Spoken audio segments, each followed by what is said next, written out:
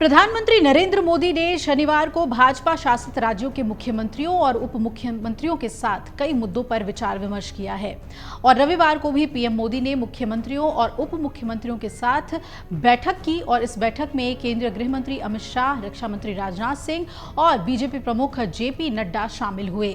ये बैठक केंद्रीय बजट पेश किए जाने के मद्देनजर हो रही है, जिसमें विपक्ष ने केंद्र सरकार पर बिहार और आंध्र प्रदेश को छोड़कर अन्य सभी राज्यों की अनदेखी करने का आरोप लगाया है।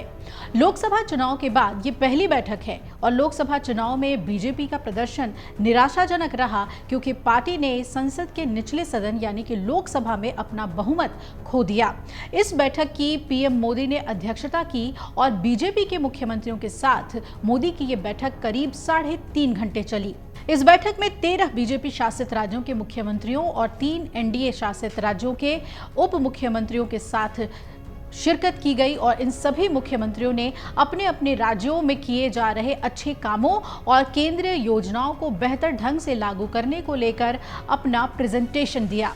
बैठक में सरकार और संगठन के बीच बेहतर कोऑर्डिनेशन यानी समन्वय पर भी जोर दिया गया। इस बैठक में केंद्रीय योजनाओं को स्मूथ तरीके से लागू करने पर जोर दिया गया। बैठक में प्रधानमंत्री नरेंद्र मोदी ने लोकसभा चुनाव और हाल ही में हुए विधानसभा चुनाव पर मौजूदा डेटा के हवाले देते हुए मुख्यमंत्रियों की तारीफ की और उनका मनोबल बढ़ाया। पीएम मोदी ने कहा कि पार्टी ने लोकसभा और विधानसभा दोनों ही चुनाव में बहुत अच्छा परफॉर्म किया और किसी भी तरह से मन छोटा करने की जरूरत नहीं है। बैठक में दी गई प्रेजेंटेशन में ये बताया गया कि अयोध्या, काशी विश्वनाथ कॉरिडोर, उज्जैन महाकाल कॉरिडोर के तर्ज पर अन्य राज्यों में भी धार्मिक और सांस्कृतिक उत्थान के कार्यक्रमों को लागू करने पर जोर देना चाहिए। इसके लिए सभी राज्यों को अपने अपने क्षेत्र में योजना बनाकर प्राचीन और सांस्कृतिक महत्व के स्थलों की मरम्मत कर उन्हें दोबारा स्थापित करवाने की कोशिश करनी चाहिए। आपको बता दें कि इस बैठक में त्रिपुरा सरकार के government at your door step कार्यक्रम की सराहना की गई और इसको अन्य राज्यों को भी फॉलो करना चाहिए, इस बात पर जोर दिया गया। बैठक में असम सरकार की सरकारी रोजगार देने की स्कीम की भी प्रशंसा हुई।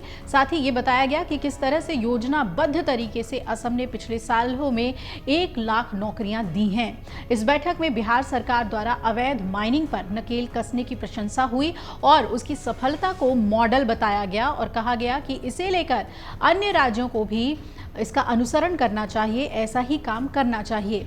यूपी सरकार की तरफ से सीएम योगी ने अपनी 2 योजनाओं पर प्रेजेंटेशन दी। पहला ग्राम सचिवालय का डिजिटलाइजेशन और दूसरा $1 ट्रिलियन इकोनॉमी को लेकर प्रेजेंटेशन और राज्य के लिए विकास का मिशन सामने रखा। इसके अलावा इस बैठक में एक पेड़ मां के नाम कार्यक्रम की तारीफ हुई।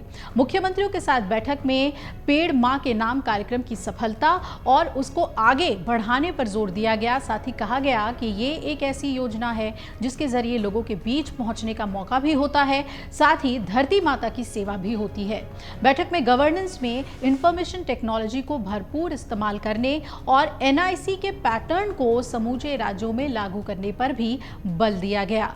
तो बीजेपी के सभी राज्यों के मुख्यमंत्री, बल्कि एनडीए के भी मुख्यमंत्री और उप मुख्यमंत्रियों के साथ इस बैठक में कोऑर्डिनेशन पे जोर दिया गया। और जो बड़ी बात प्रधानमंत्री नरेंद्र मोदी ने कही कि चुनावी नतीजों के बाद मन छोटा करने की जरूरत नहीं है, ये सबसे महत्वपूर्ण है कि अब आगे आने वाले चुनावों के लिए बीजेपी के नेता अपने आप को कैसे तैयार करते हैं और अपने कामों को जनता तक कैसे पहुंचाते हैं।